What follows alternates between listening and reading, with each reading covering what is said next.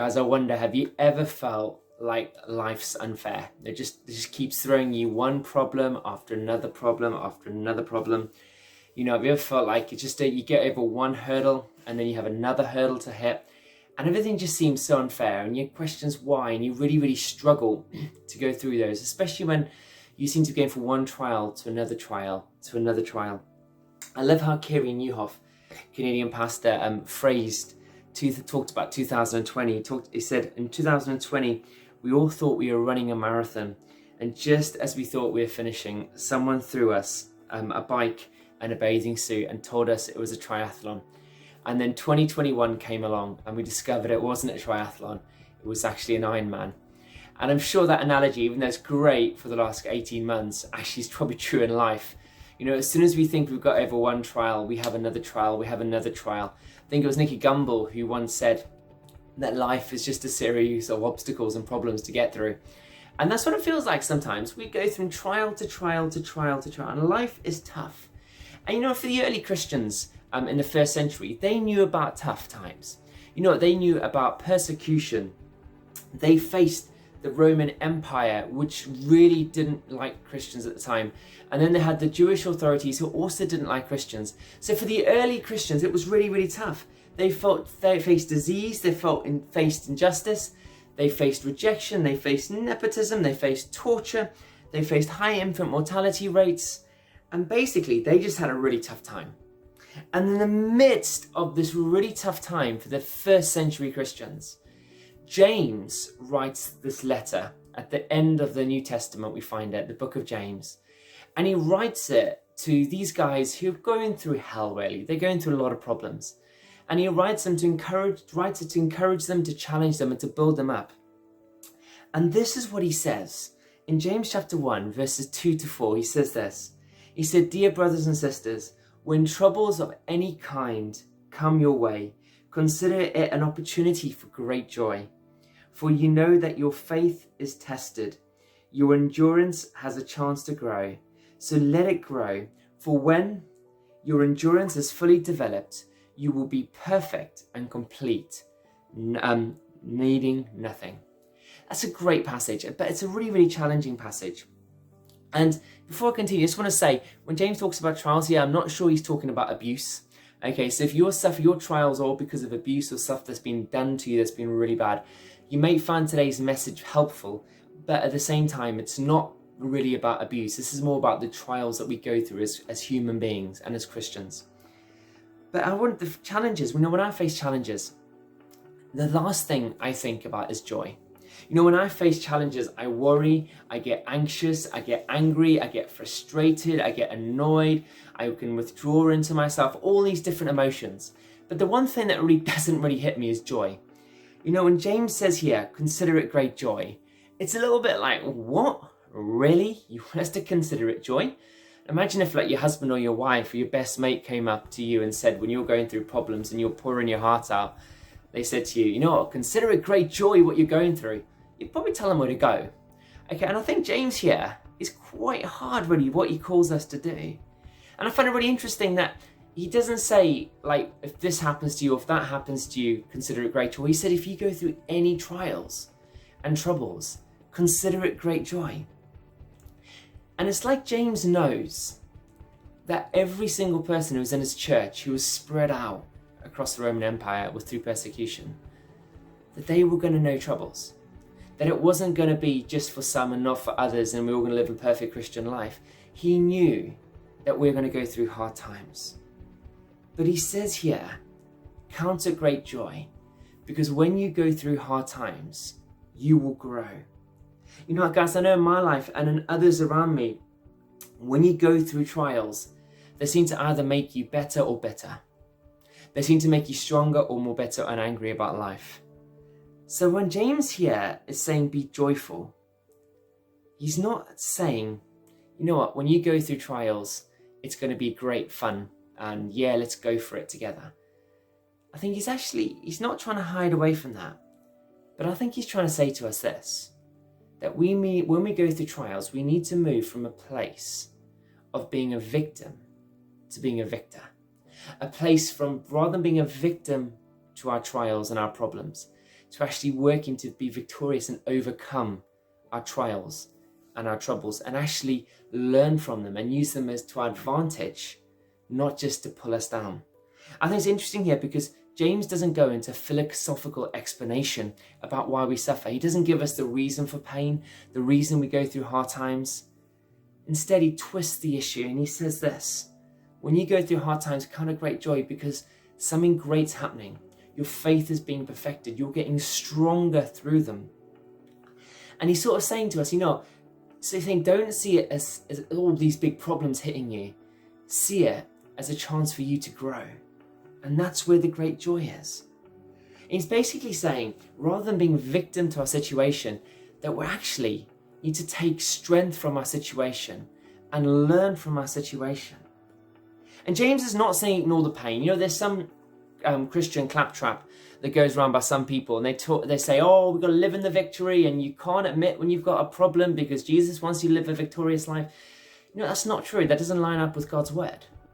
God's word here says that we're going to go through problems. And we don't deny going through problems, but what we say is when we're going through those problems, what can we learn from them? Jesus has called us to be real. James is calling us to be real, but he's still saying to us that we can't live as victims of our trials, that we actually need to move beyond that. And guys, I just want to quick pause for a moment here. This is really important because as Christians, sometimes we can use and not just Christians, as human beings, we can use our trials as little bit our badges of honor. We can sort of use them as being, oh, poor me, poor me. And we can sort of hide behind the problems we go through and want everyone to feel sorry for us. And I was thinking to myself, how do I know when you're in this place? Because we all go through a little bit of this. But when you meet some people, and you might do it yourself, and I meet some folk, and literally their identity is the stuff that they go through, the problems they have in their life. Their identity is their cancer. Their identity almost becomes the fact that their children have got problems. You sort of know that you're a victim to your circumstance when you go on Facebook and you tell the world about all of your problems on Facebook. I can just go on Facebook and I'm sitting going, I really don't need to know everyone's problems, everything that's going on. And some people revel in it. Some people kind of like it. The sort of folk that you meet and you ask them, how are you doing? They say, can't complain. And the reason they gut it is because they really want a reason to complain. They really want a reason for the world to be against them. But guys, that's being a victim to your circumstance. Guys, if you're always looking for that next problem, if you're always looking for your next problem, if it's not your children, it's your husband. If it's not your husband, it's your school teachers. If it's not school teachers, it's your parents. If it's not your parents, it's your friends. If it's not your friends, it's your church. And guys, if you're constantly going like this and you feel like everyone's against you all the time, guys, sometimes we can get caught up in that victim mentality. And James says, yes, stop moaning. He says, stop looking for that reason to moan. Instead, he says, when you've got the trials, he said, count them great joy because their faith will grow. And guys, he's saying, don't let your trials become your identity. Instead, let the trials shape who you are to become the person who God's called you to be. The truth of the matter is, as James explains here, our trials, they develop us, they stretch us, they help us grow. All of us who do exercise will know the fact that as we exercise, we push ourselves a little bit harder. And unless we push ourselves with that exercise, we don't grow. I can't, if I'm hoping to run a marathon in a couple of weeks' time, and guys, for me to grow that marathon, I've had to stretch myself. There were times when I wanted to give up. There was times when I had to do a 22-mile run and I didn't think I was going to make it. And there's times I had to push myself out of a comfort zone. There's times I had to run so hard that I thought, Jim, can you really do this? But unless I pushed myself, unless I went through that uncomfortable phase, I'm never going to reach my target. And guys, for us as Christians, sometimes we need to be aware. And just as human beings, not just Christians, this is a great philosophical idea as well as a theological idea, that actually we need to grow in our faith. We need to go through these hard times. Trials take us deeper in ways that are almost incomprehensible. For myself, there's been cases in my life. There's been times in my life where the trials have shaped me, I've become who I am today because of what I've gone through. And they've developed my deepest character. And they've changed me from deep within me. And stuff that's not just superficial. You know, Paul in the Bible, who I think is a great man of God, and I also think is an incredible philosopher and incredible thinker, says these great words in Romans 5, verses 3 to 4. He says this: "We can rejoice too when we run into problems and trials, for we know that they help develop our endurance. And endurance develops strength of character, and character strengthens our confident hope of salvation." And guys, we all know it's true, don't we? We all know that we need to go through trials. We need to go through hardships to develop who we are, to change who we are, to build character in our life. Guys, you know, when I was 22 years old, I thought I had all the answers in the world. Now I'm a little bit older. I look at my life and I see how my character has been developed through what I've gone through, how it's shaped me, how it's made me more compassionate, how it's made me more patient, how it's helped me to become a better man of God and a better person. So when James says here, count it joy, what James is saying is this. James is saying, you know what, it may not feel comfortable what you're going through and the trials that you're going through, but through the trials that you are going through, you are going to grow. You are going to develop into the person who God has called you to be. You're going to develop more compassion. You're going to develop so much more than you ever could if you didn't go through trials, if you weren't stretched. And you know, there's something about a person who's grown through trials. You know, we can learn stuff academically. We can learn stuff from other people, but when we've been through a trial, we've learned stuff the hard way, there is something deeper about that. There's something that changes deep inside of us. But I find it really fascinating here how James says, consider it great joy. And that's one thing we need to realize, that when we go through trials, joy is not automatic. We need to consider them joy. We need to think about them joy. The word consider means to think. It means to ponder on. It means to reflect on. And we need to reflect on our trials as being great joy. It's not something that happens automatically. You don't think to yourself, oh yes, I've got another trial, woohoo! I know some Christians do that, and it can be a little bit crazy actually. It's not like a rejoicing in that moment, but he says you need to reflect. You need to consider it. You need to look back and say, you know what, it's great joy. But how do we consider our circumstances joyful? What help can we get to make it happen? Because it's still painful. And I think we get the answers here by looking at James chapter 1, verses 5 and 6. It's the next two verses. And James says this: "If you need wisdom, ask our generous God, and he will give it to you. He will not rebuke you for asking. But when you ask him, be sure that your faith is in God alone. Do not waver, for a person with divided loyalties is unsettled as the waves of the sea that is blown and tossed by the wind." Not wisdom. Because, you know, when we go through trials and hard times, we will never consider it joy without great wisdom. Wisdom shows you that you need to go through circumstances to build endurance to help your character develop. Wisdom shows you that this stuff is going to help you in the future. Without wisdom, you've got nothing. It's not going to help you grow. You will never be able to consider your trials great joy. I've noticed this, that when I go through great trials, you might be different to me, but when I go through trials, the first thing that goes in my life is wisdom. And I've noticed this with other people. We don't make wise choices. You know, when we're going through trials, when we're stressed, when we're anxious, when all the stuff's affecting us, wisdom seems to get thrown out the door. You know, for some of you, I just want to ask you this question. When you go through tough times, do you ask God for wisdom, or do you ask God just to do things the way you want it to happen? You know, when you're going through a hardship, do you say to God, I want you to do it this way? Or do you say, God, please give me understanding to understand what the best way to do it is? What I'm asking you is this. Do you ask God to take away your problems? Or do you ask God to help you learn through them? Do you ask God to take away your problems, or do you ask God to help you learn through them? That's what wisdom is. Wisdom is knowing that actually the way that you want the problem solved isn't always right. You know, my kids, we go through the shops, and my youngest daughter is always going, Dad, can I have this? Dad, can I have that? Dad, can I have this? Dad, can I have that? Dad, can I have this? Why can't I have this? Dad, please can I have that now? Dad, can I have this? Can I have this? And just that questions come incessantly at me, and you're like, I want to scream. I'm sure we've all go through those moments. If you're a parent, you'll understand what I'm talking about. And sometimes I have to say to my daughter, no, because that's not good for you. No, because you don't need that. And sometimes she feels like I'm saying no all the time. But my older daughter is starting to get a little bit more wiser now. She's only 9, but she was a bit more wiser. And she says to her sister, you don't need that now. You don't need that now. You don't need that. That's not actually going to be good for you. And she's learning wisdom. When she learns wisdom, it's no longer just asking for stuff. She understands that sometimes she doesn't need it. And sometimes mum and dad do actually know what they need. Guys, but the problem is this. When we hit trials, wisdom shoots out the door.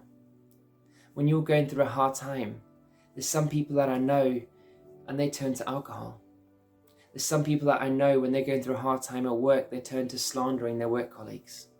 They talk to gossiping behind people's backs. When things don't go our way, when we're going through trials, some people can fall on gambling. Some people fall on unhealthy relationships. And they make unwise decisions. And often I'm sure when people feel out of control, the amount of men who fall into pornography or fall into relationships that are not good and not actually godly relationships. Why? Because when problems come, wisdom goes. And guys, when we're hitting problems, we need to go to God and say, God, I need wisdom. Because there's a problem is this, if we don't have wisdom, we will be like the person that James describes here who's tossed to and fro. When we don't look to God for wisdom, what happens is we ask God to help us, but when God doesn't answer things the way that we want him to answer them, we look for a better offer. We look around for other things that may help us that are not godly, that are not honoring to God. When we ask God to sort out our marriage, we need wisdom. When we go into those trials of struggles, because if we don't, we're going to look for a better offer elsewhere. Guys, when we're trying to get through hard issues, we need to ask God for wisdom. If not, we're going to look in the wrong places for help. Guys, this is so important. That we're never going to consider our problems joy if we don't actually go to God first and ask him for wisdom. If we don't reflect on our problems, we don't see how God wants to grow and stretch us. I'm going to come into land now, so we're in a couple minutes left. Thank you for listening for this long. I just want to come in to finish. For the past 2,000 years of Christianity, and even before then, there's many people who've written about trials. You even read the Old Testament, you see the trials that people went through. You read the New Testament, you see the trials that Paul went through. And we see the journey that Peter went through. All these trials have happened. And really interesting that I was listening to Pete Scazzaro, who's a pastor in New York, who I love his work. I encourage you to read Pete Scazzaro's stuff. It's amazing. And he talked about the fact that we need 2 conversions as Christians. The first conversion is this. The first conversion is when we come to know Jesus, we choose to accept what he did for us on the cross. We believe he is God. We believe that he died and rose again for us, and we choose to live for him. That is our number 1 conversion. But he said there's a second conversion that we need. And the second conversion is this. The second conversion is going on with our faith and choosing to trust God in the midst of trials when God feels silent. And we choose to keep going. St. John of the Cross, a famous old mystic in the 16th century, coined this term, the dark night of the soul. When we go through the hard times, when it feels like God is far away from us, when we cry out to God and heaven feels empty, when our trials, they seem to overwhelm us. But in those moments of the dark night of the soul, when it feels pitch black, when we don't know what's happening, when we don't understand what's happening, we're called to walk through further and further and further. And as we walk through, we will get to the other side. But in those trials, in the times when heaven feels silent, it's in those trials that we have our second conversion. And our second conversion is this. It's learning to trust God, even when things don't go our way. Learning to depend on him, learning to know that even in the darkest nights, that God is with us. And without the second conversion, we will never truly grow into the people that God has called us to be. without making that choice of trusting God, even when it feels dark, we are never truly going to become the people that God has called us to be. And guys, it's tough and it's hard. And you might be going through a trial right now and saying, Jim, but I can't count it joy. I want to say this to you. Pray for God to give you the wisdom that you need to understand what you are going through. Guys, I've prayed this prayer many a time, and I'm finding as I go on in life, I've become less, God, will you do it my way? And I've become more, God, can you help me to see it your way so I can do it your way? Guys, this moved me from feeling that life is always against me, from going from that victim mentality, which I had before, to actually turning around and saying, I can overcome my circumstances. I can overcome the trials, not through my strength, but through Him who strengthens me. And guys, I want to encourage you today. I believe that some of you listening to this message today, that God is going to take you through this trial that you're going through right now. And as you learn to depend on Him, as you learn to trust Him more, you will count this joy. But as you get to the other side, God is going to use what you are going through right now to help you, to develop you, to help you impact more lives than you ever thought were imaginable, to help you become that person who He's created you to be. Guys, when tough times come, count it joy. Move from a place of being a victim to your circumstance to looking to God to help give you that wisdom to become the victor over your circumstances instead. Dear brothers and sisters, when troubles of any kind come your way, consider it a great opportunity for great joy. For you know that with your faith, when your faith is tested, your endurance has a chance to grow, so let it grow. For when your endurance is fully developed, you will be perfect and complete, needing nothing. Guys, it's time to move from victim to victor. It's time to push through those trials. It's time to keep going. It's time not to be a victim of your circumstance. And I really believe that God is going to take the circumstances you're through now, and He's going to turn them into a great victory for you. And I'm praying for you. I want to encourage you, if you're going through a hard time right now, plug in, send me a message, say, Jim, I just need your prayers. And guys, I'll tell you what, I'll be praying for you. I also want to encourage you, if you go to burslem.org.uk/James, there's more resources, some questions to ask, some questions to reflect on.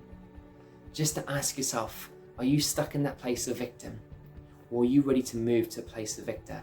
And just some reflection notes and some further reading. There's also a great podcast I've linked onto there, and a few other things that will just help you connect and grow, and I believe to see your circumstances as joy.